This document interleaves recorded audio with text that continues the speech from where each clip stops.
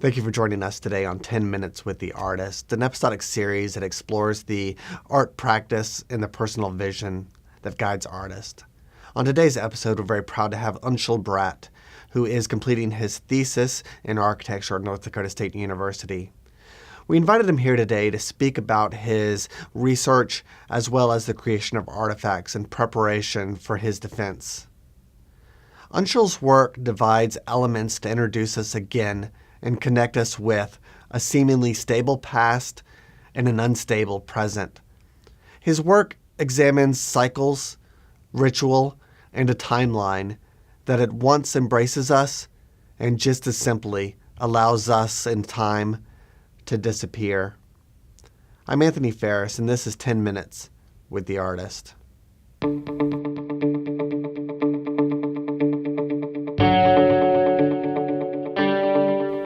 So thank you very much for coming today, Anshul. So one of the things that I'm kind of curious about is that traditionally when you're viewing a piece of work, okay, your feet are rooted strongly on the ground. You sort of like have your balance. But one of the things that you expect when you're viewing your work is to step up on bricks. And they're not even mortared bricks. They're just bricks that are sort of pressed together. Yes. So I'm kind of curious why that is necessary. So when I was designing my artifact or thinking about it, I had just started with the broken pieces of brick that I had. And one question, I guess, that was brought up when I was doing this was, how would people realize that these are just not ordinary rocks? How would they realize that these are bricks that I, went down to the Red River and I brought them back to studio? So one of the ideas that I came up with was setting them as a platform, for people to stand on. So when they look at this trail of brick going in between their legs, they realize that they are the same part or they're a component of this brick that they're standing on. They're a smaller, these are broken pieces, smaller components of the brick that they're standing on. So that's where this idea of putting these bricks together loosely, not with mortar, but loosely putting them together. That's where that idea came forward. Okay. And there's sort of like a strangeness to standing on them because they're not all the same shape, so there's a little bit of movement. Yes. So, that's one thing I wanted to remind people, that these bricks were used in the past. These are ruins. These were left by the river after their purpose was served. They were left by the river to decompose, to go back to the earth where they came from. So I wanted to remind people that. So that's why they have been put together loosely, and because they still have mortar stuck to them, or they have broken edges, because they have been left by the river for I don't even know how long, but for however long they've been left by the river. So that's one of the reasons they're not level. Okay. It really is a multimedia piece. You have brick, string, you have rocks, you have wood involved in it. I was wondering if there was any one element that was more important than the other when I would be viewing this work and experiencing it. I wouldn't say one of the elements or any of the elements was more important than the other. I would say they're all together, they as a whole are important, because when I was looking at my artifact, when I was thinking about it, I came upon this idea of alchemy. So keeping that in mind, I wanted to use a material that involved alchemy, and bricks are one thing that so you take earth and you take fire and you take water and oxygen together, and that's what make this porous element brick. So I wanted to have something that has all these elements together. So that's one of the reasons I picked brick, and because it's as a whole these elements are shown in a brick. So I wouldn't say one of the elements is more important than the other. I would say as a whole they're all important. Yeah, and each of them has its own sort of story. Yes. Inside. Yes. There's something really quite spectacular in, and I would sort of think about this in a way almost as a spectacle, But there's something really spectacular when the the rocks are coming down. They're in a very linear arrangement at first, but then as they're coming down, they begin to make a mound. And the mound is a really, really powerful shape. They go from being an individual object to being a singular, form. They're all touching. Can you talk a little bit about?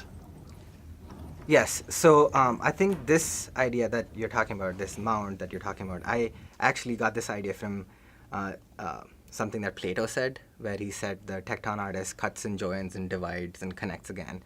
So that's the idea behind breaking these bricks that I found, breaking them into smaller pieces, arranging them linearly in a linear way, so that they are divided from their bricks into these smaller rocks, and then they're again arranged in this linear fashion, which is another, the bricks are being used in a different way, and then they're brought up.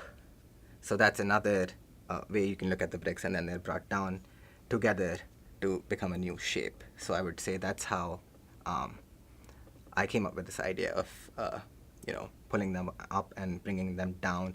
And also another thing or another idea that I was looking at was when I was trying to relate this artifact to water, because my project is related to bathing. So this idea of like getting into water and then coming out, and how the water leaves your body, like these droplets leave your body and then they are back into this pool of water. So that's where this idea is. That's where this idea is. I got this idea from. Yeah. Well, that's a really powerful idea. This, I think you're sort of talking a little bit about the sort of like displacement, but you have all these rocks that are connected, but then you put them in a different form, and they're the same mass, as if they were separated, because they're all connected in the first place, but absolutely. You're just rearranging them. Yes, absolutely. So how does sound contribute to the work? I would say that sound is so important because you're in this room that is intended for a completely different purpose, and I change it for this, curated purpose of this artifact, like something sacred that I'm arguing about bathing. That was considered as sacred. So when you hear the bricks against the wooden flooring, and you hear this sound of this reverberation of brick against wood, I think there is this connection between this plunging your body into water and then coming out. So I wanted to get that through, but I saw the connection through sound. So I would say that's why sound is important, because I didn't want to literally show water as like plunging your body into water and then water leaving your body. I wanted to show it metaphorically, and I think that's how sound has helped me in this artifact. You have these two places for humans to have involvement. Okay, one is the heaving, of the rocks up into the air, and the other is the platforms where people are supposed to view. What is the difference between those two different roles? Of standing on the platform and then and the people who are actually that physical exertion of pulling rocks so the up. people who are on the other side. I didn't see the people who were standing on the other side as participating in the actual ritual, because initially the idea was, like I was going to be the only one who's standing in front of these people, and then this edge is created between them from like people who are pulling the bricks and then the people who are standing on the platforms. So basically the idea was this edge, creating an edge between two places, or like, people who are standing apart, like just creating this edge in between them. And I think the reason that the people who are pulling these bricks, they are creating this edge between Okay. the people who are standing on these brick platforms. So one of the interesting things about rituals, they have a specific history, but there also is involvement or viewership or whatever in it, and something changes, right? There's a shift, whether it be perceptual or spiritual or whatever. So how are people changed? Okay, so reading about rituals and reading about these practices that they performed these rituals, I understood it as a beginning of a cycle, beginning of the same cycle, starting the cycle anew.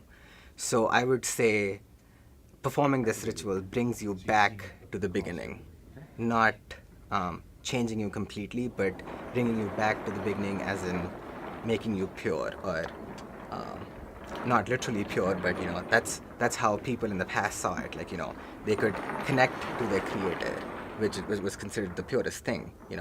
They could connect to this creator by performing these rituals, by starting this cycle anew. So that's how I see rituals as rituals being performed. Okay. And even in my culture, me being an Indian, there are so many rituals that we perform. Like every New Year, we have some ritual that we perform, which is considered to start this cycle anew. So that's how I see rituals, I would say. Yeah, okay. Well, at the end of the conversation, we like to have a little discussion about sort of your creative practice. So I was wondering if you could talk a little bit about what time of day you feel most creative. I would say at night, like when everybody has gone to bed and I am the only one who's in studio and it's completely silent and I have no distractions around me. That's when I would say I feel most creative, or I get most of my stuff done. Okay. Do you listen to music or anything like that while you're creating? Yes, I do listen to music. It depends on what kind of work I'm doing. Like if it's something physical, then I just want to be involved in that. So say like I was making this artifact. That's the only thing that I was doing at that time. I didn't want to do anything, like I didn't want any other distraction. I didn't want to listen to music. I didn't want to watch TV or anything. But say if I'm like, sitting on my desk and I'm working on my computer, that's when I, let myself get distracted by music or TV shows or something like that. Yeah. Is there anything that you're reading right now? I just finished reading Bachelard, Gaston Bachelard's Water and Dreams. Okay. But not as of now, I'm not reading anything. But I finished Gaston Bachelard, Water and Dreams, and then this reading by Simon Sharma in Mesopotamia. That's how I got inspired for my artifact. So I just finished reading that too. I feel like we should start a book club with this video series, because it's always really interesting to see what people are reading and thinking about. Absolutely. And then maybe the last question would be, what's next for you? I would say translating this artifact into architecture and taking all the metaphors that I have connected, or all these connections that I've made, or all these connections my classmates have made for me, or any ideas that have come up when I've performed this artifact and have had critiques in class. So I would say translating all those into architecture and coming up with a design that's powerful enough, or is correlated or is in relation to the artifact that I've created, the presentation, the artifact, and then this whole story I'm telling about bathing in ruins. I would say that's the next step. Okay. Well, thank you so very much for your time.